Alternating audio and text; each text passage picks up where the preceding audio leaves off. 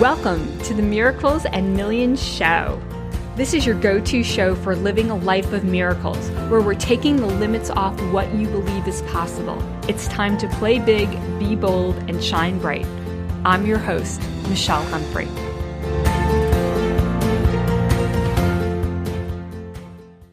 Woohoo! Ladies and gentlemen, I am so excited to announce and introduce our speaker, Mr. Robert Macphee. He is a speaker, an author, a coach, and a consultant.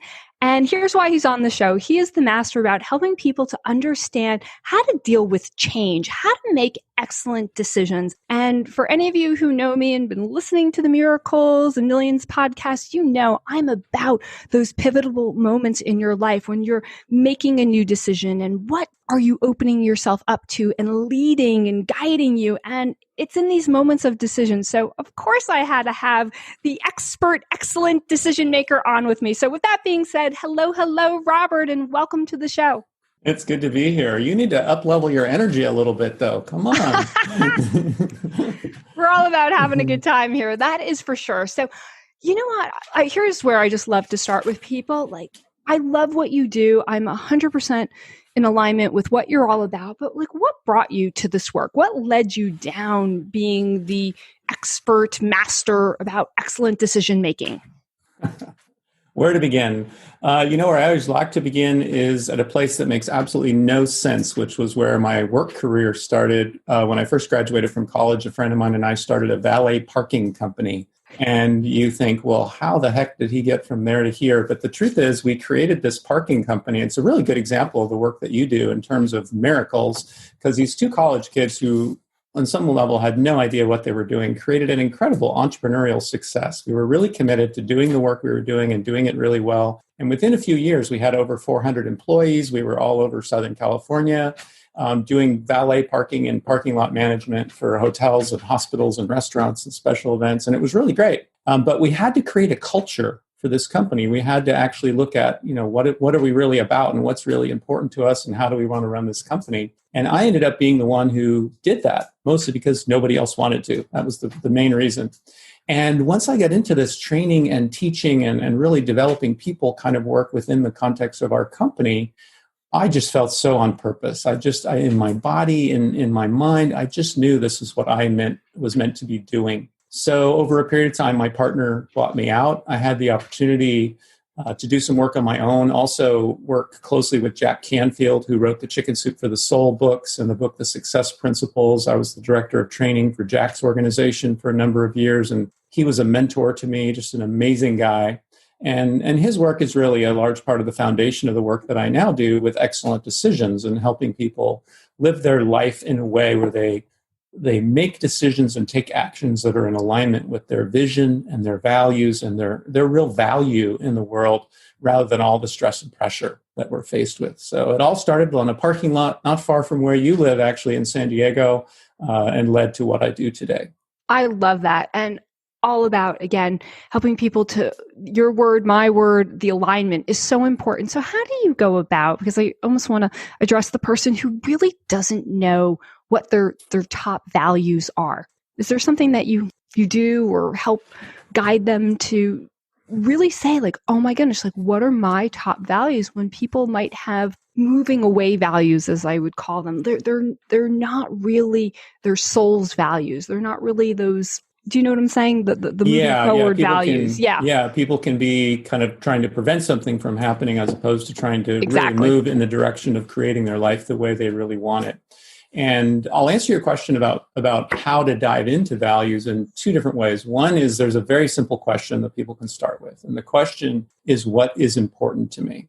Mm-hmm. And it's a question to ask over and over and over again. We do this in our live work, where we might have you and I sit down and be partners in an exercise, and you would just ask me for several minutes, just ask me the question over and over again. What's important to you? What's important to you? What else is important to you? Tell me something else, and really go deep, because sometimes the first things that come to our mind are the easy answers. I call them the cocktail party answers. Someone says, what do you do? What's important to you? And we kind of have our little canned answer. But if we keep asking, we have a tendency to go deeper and really get connected to the things that are most important to us, the real compass kind of values that don't change over time. The other thing that we do in our work that's a little bit different with values is we look at it from two different perspectives. One is what I call the nouns. It's the things that are important to us, our families or the work that we do or the contribution that we want to make. Sometimes it's the roles that we play in the world. But those are the things that are important to us, the things that are important to us. But there's another category of values called ways of being. So, these are the emotional side. This is, and they're really different. There's no right or wrong answer for people. One person might want to be showing up in the world as unconditionally loving. Another person might want to show up in the world as positive, energetic, vibrancy or whatever it is.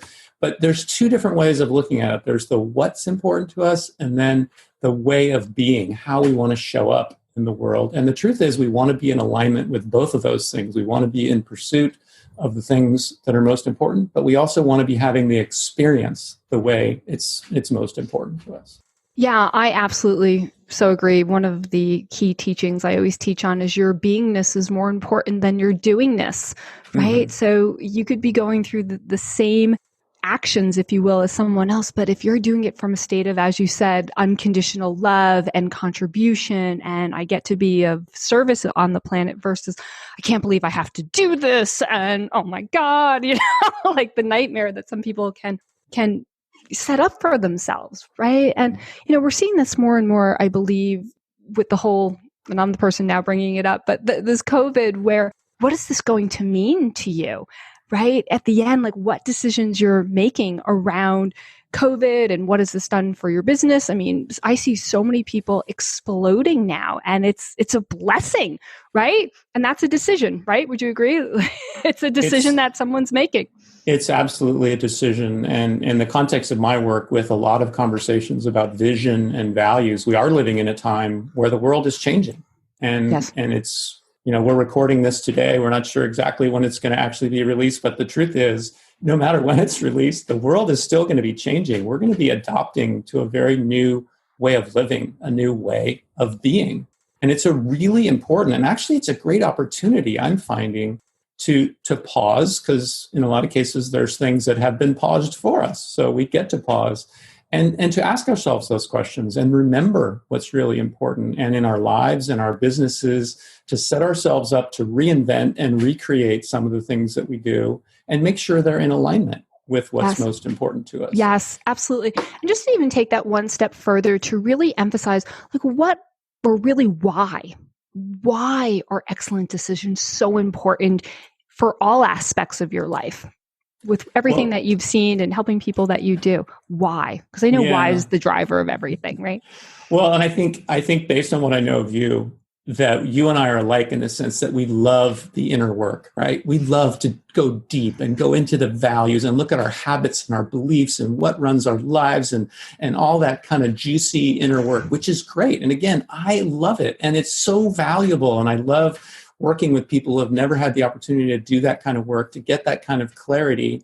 But the truth is, if we spend our whole life doing that work and we never get into action, we never get out there and fully express who we really are into the world and take action to create our life and our business and our experience and our results the way we want, then it's all just an interesting conversation. So we have to do both. We have to be out there taking action and expressing ourselves, but hopefully from a place of clarity about, again, what's really important to us and not have our actions driven by what everyone or everything else thinks that we should be doing. And the truth is, the decisions we make are like a bridge between those two things. For the person who's doing all that inner work, at some point, they have to make a decision. How am I going to express this new level of clarity that I've developed? How am I going to express this sense of being and clarity and awareness that I have now? What am I going to do? What step am I going to take? What action am I going to take? And truthfully, it all starts with a decision. A decision has to be made in order to get into that realm of action to create the results and experiences that we want. And to me, that's why decisions are so important, because if we don't get to that point of making a decision, then we're that guru who's living in a cave in India and getting enlightened, but, not fully experiencing what's possible. Yes, absolutely. I so agree. So, what do you think are the stumbling blocks or the reasons people don't make excellent decisions on an ongoing daily basis? Well, again, for me, excellent decisions are vision and values and value based rather than stress and pressure. I think one of the biggest reasons why people don't make what I would call excellent decisions is because the world we live in today, the stress and pressure is greater than ever before. Some of the excellent decisions work that I now do actually started with work that I was doing with young people. And I have three children of my own. They were in high school and college and in those really important formative years and making really important decisions that would affect their whole life. And I was observing how much stress and pressure they're faced with. So that in itself, the sheer volume of stress and pressure that we get from the media, from social media, from friends and family and coworkers and bosses and advertising, and it's just nonstop, is one of the biggest reasons. And then the other thing that I would say is it's the face that we see in the mirror every single morning when we get up. It's the current habits and beliefs and ways of thinking that we have. And we have a module in our work called Letting Go of Attachments, where we look at the ways that we get in our own way. Things like the need to figure out how. Before I can take action, I need to figure out how. I can't start until I have it all figured out. If there was a 12-step program for that, I'd be going to meetings, right? But it's really important. And then things like being worried about someone else, what someone else will think. If I take this action and I put myself out there in the world and I take this risk, what will someone else think? And so things like that, we get in our own way. And again, increasing our awareness of that and getting good tools and skills and support from other people to help us get through, in my experience, allows us to get to a place where we can have high intention, we can have big ideas and big goals and really clear intentions about what we want to accomplish, but also low attachment. We don't have this sense of, I need to make this money. My life won't be complete unless, no, we have this goal. I love your work. You're all about like doubling their income or 10xing their income. These are great goals. They're inspiring goals. But I also love the idea of people pursuing those goals without attachment, to pursue those goals while in a state of deep appreciation for everything we already have. And these are the people who accomplish their goals and they do it quickly and they do it easily and it makes it look easy and they drive the rest of us crazy, right? Like, how do they do that? But not being attached, in my experience, is a big part of that. Yes. And I'll tell you the biggest part of how do they do that? It's dropping what I call the how. I literally refer to the how as the how hell hole. Because if you're going for the how to figure it out and you don't know the how, that is hell on earth as far as I'm concerned. It's never about the how, though. The how is secondary. I'm not saying the how doesn't come at some point, but you don't start there. It's literally, as you're saying, and I love what you're saying, Robert, about being vision driven, right? By you're in alignment with your values and what's most important and who you are and why you were put on this planet. And you raised, my language is that vibration, that consciousness of who you are. You literally will start noticing resources and attracting different people onto the planet to help you live more in alignment to this. But yes, it is, you're stepping into that, and you step into my language again of what's allowing you to really shine, right? To shine bright and be the person that you were meant to be and put on this planet. So you talked about something that I'm so incredibly passionate about is creating new habits, creating new ways of being. What's something that you can give our listeners as one of those key habits, those key daily practices that they could put into place right now to help them to start making more excellent decisions? Ooh, juicy. Where do I start? Actually, I want to start by taking a step back, because I think, you and I really resonate around this whole idea of not needing to know how. And I'm reminded of a quote from Jim Rohn, who was an amazing speaker and teacher, and he actually passed away several years ago. But he used to say, anything worth doing is worth doing poorly. And when I first heard that, I was like, my head kind of cocked to the side and I went, what? That doesn't make sense. Like, I'm committed to quality and doing things really well. Anything worth doing is worth doing poorly. But it was a really good wake-up call for me, because if it really is worth doing, then being so obsessed about having all the how figured out is going to prevent me from eventually doing it. And the idea is to step in, to take action, to do something, to put yourself out there, take a risk, try something, see if it works. If it works, great, do more of it. If it doesn't work, then by all means, try something else. But that was a really, I will never forget that quote when I first heard it, because it just fried a fuse in my brain or something. So that was one thing. And then in terms of your question about daily habits, I think, this is just the first thing that comes up in my mind as you ask the question, is to do the important things first. I think in terms of really accomplishing what we want to accomplish in our life, in the world we live in today, it's so easy to stay busy, but miss some of the highest leverage difference-making activities that we could be doing in our life. And if we start, if we make a commitment every day and every week and every month of our life to know what the most important activities are and be committed to completing those, not just completing them, but completing them first, moving them to the top of our list, even if we could check off 3 or 4 other things and that would feel good, like we were getting a lot of stuff done. But to really identify what's most important. And again, it goes back to the values and the vision conversation, to have already done the work, to be clear about what's important. So when we look at a list of 27 things to do in a day where there's only room to get 5 done, then we can look at it and say, okay, these aren't the 5 easiest. They're the 5 most important. This is the real difference-making action. And even if I'm not sure where to start, or even if I'm a little uncomfortable about it for some reason, to start with that most important action, I just think is one of the greatest things we can do every single day, even the night before, as we look at our day, that will make a fundamental difference in the level of productivity that we have. And again, the speed and ease with which we can get where we want to go, accomplishing what we want to accomplish and experiencing what we want to experience. Absolutely. Right. And I can just hear people saying, because I often run into, well, I don't know, they're all important, right? And, and then there's ways to whittle this down, right? You can play with it different ways. What's most optimal? What's the one that moves the needle the most? What's the one that brings me the most satisfaction, right? Which is the one that's going to create the most impact? My language is, what's something that creates the triple win? It's a win for me. It's a win for others. It's a win for the world, right? And you start playing with really good questions, and your decisions will be led to what's most important, what's most optimal. And I can tell you, and guys, especially, 20 years as a business coach, I want to let sometimes you get off the hook of so much pressure that you put on yourself. Some days it's my best days, or it's I got that one thing done, right? And maybe that one thing only took me 20 minutes, right? But I got it done. That was a great day, right? So you don't need to get the whole laundry list of everything done. But if you get the most important, that could really be a day well lived. Would you agree with that? I totally agree. And I think anyone who's still feeling a little fuzzy about what we're talking about the importance of values, should hit stop right now and rewind and listen to what you said again through the lens of listening for your values. Because in your language, as you were reflecting on yourself, making choices like that from your schedule, making an impact is clearly a value for you. Making a contribution, playing big is a value for you, right? I heard those things in what you said.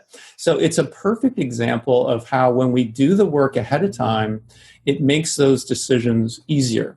To look and say, well, they all seem important. The other thing is when we get to the point and go, well, they're all important, I don't know where to start. It's a perfect time, and it's so hard. I acknowledge that, but it's a perfect time to stop, to pause, to take a breath and listen. Because when we get in that frantic, they're all important, I need to get them all done today. How will I possibly do this? There's only so many hours in a day, blah, blah, blah. We got this conversation running in our head. There's no room for the insights and the intuition and the ideas that are available to us in any moment to come through. We've got so much running, there's nowhere for the wisdom to come through. And if we're just willing, and I'm talking about 10 seconds, 20 seconds, 3 deep breaths to give yourself a break from that noise. And in a moment, you'll know exactly which one, because you're the only one who does know. You just got to give yourself that opportunity to let the answer come through from your own wisdom.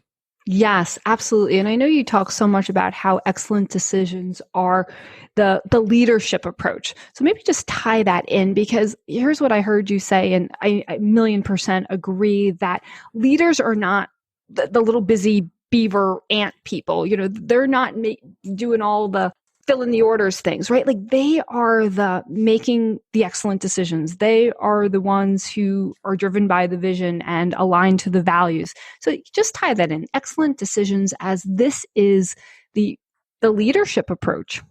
Yes, and for two reasons. One is you're right. Leaders are put in a position in general. People who are in leadership roles, who have teams that they're responsible for, are put in positions to be making decisions literally nonstop.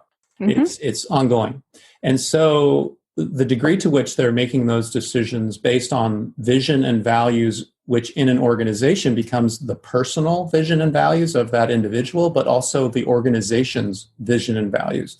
The same model with making decisions based on vision and values and value applies to an organization just as much, just exactly the same way as it does to an individual, because truthfully, an organization is at its core a group of individuals. Yes. The other thing that I like to bring into the leadership conversation, just to be really clear about, is if you really think about it, anyone who is making excellent decisions, who is making decisions based on their own vision and values and value, whether they're in a kind of a typical leadership kind of role or position in an organization with a specified group of people who are following, I believe, and I state this very strongly, that person is a leader, whether anyone is following them or not.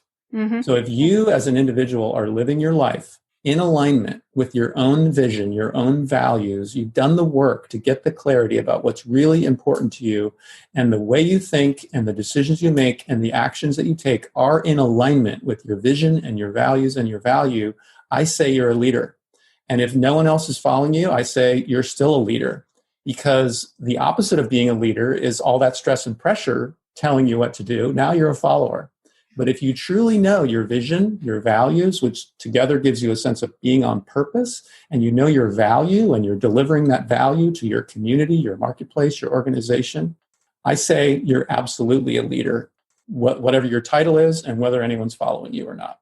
Absolutely. At 1,000,000%. Again, I agree. And if you are really being guided by a vision, it's only a matter of time that people are going to start following you, because the majority of people are in the busy bees, the little workers, right? People who are driven by a vision. And this even goes back to the Bible. Without a vision, people perish. People who are driven by something that's bigger than themselves. And if your vision isn't bigger than you, you need a bigger vision. I'm just going to say that, right? But it's got to be bigger than yourself. It's got to be something that contributes to, of course, to you, to the people that you love and care for. And I'm telling you, the bigger the vision, you help more people in the planet. And it's interesting, Robert, you had said, like, I value playing big. And here's why, or at least one of the reasons why, is I've learned through my life, it's easier to play bigger than it is to play smaller, right? I'm being driven by a vision. I'm being connected and hooked up to people who are living by a vision. And let me tell you, we are the movers and shakers. We're the people who get stuff done.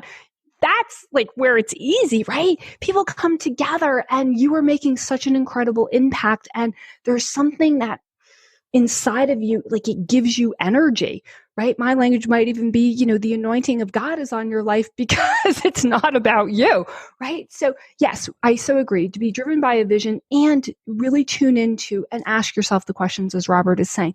What is important? What is most important? If you have 10 things and you're all like, they're all important, go through what is most important of these 10 and rank them and really tune into what is driving you. And then start building your life being driven by a vision, and get off your plate, honestly, anything that's not supporting you, right? To do that. Like, I had to do a lot of cleanup through the years of like, this is not optimal for me to be doing right now, right? And it works out. So this is so good.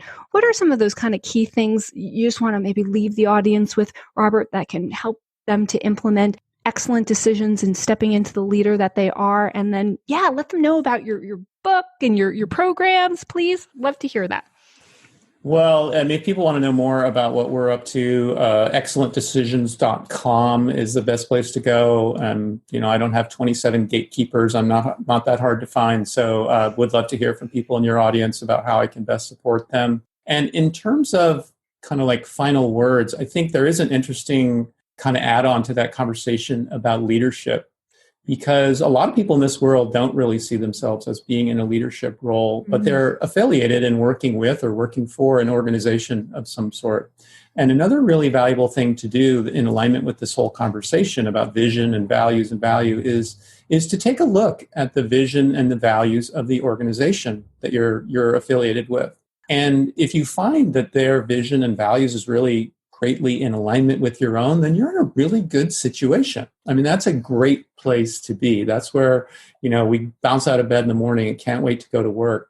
And if the opposite is true, it's an opportunity. It's an opportunity to look around and say, maybe I can make a different kind of contribution here at this organization to get the vision and the values in alignment with what I think is most important. Or maybe it's an opportunity to find an organization that really is more in alignment. Because when we see people who get clear about their own vision and values and they're affiliated or working with or for an organization that's not in alignment with that, it's not a great way to live our life. So to look for other options, looking for ways to improve that situation is another just thing to be aware of as we lean into this conversation of being more aware and making more decisions and taking more actions that are driven by our vision, our values, and our value. Absolutely. So wonderful. Oh my goodness. One of the most important topics you can start looking at, I agree 100% with Robert, is your vision, your values. This is important. Take time to look at that, discern what is most important. Honestly, I've learned that this is what helps to create so much abundance in your life as well, right? It's the people who are driven by that vision, that mission, that purpose that allows you to create something that's bigger than yourself. And you're meant to do it. You were put on this planet to be a leader. You were put on this planet to live a great life and lifestyle. And I'm here to tell you, you deserve it. We need you to be a leader. Thank you. Thank you. Thank you so much, Robert, for being here. So appreciate your time, your wisdom, your energy, and your heart. You just rock. Thank you. Thank you for having me. I appreciate it. And thank you for being a great example of what's possible when people make excellent decisions. Because again, you clearly have done that work to get your own clarity about your own vision and values and value. So it's been fun. Thank you. It really has been fun. All right, everyone, enjoy your day and remember to live miracle-minded, and miracles are all around you and you deserve to make millions. Bye for now. Be a part of the conversation on Facebook and become a Miracles and Millions manifester at michellehumphrey.com/connect. Let's play together, because living miracle-minded is the gift you give yourself that has a massive impact on others and paves the way to make you millions. Your time is now.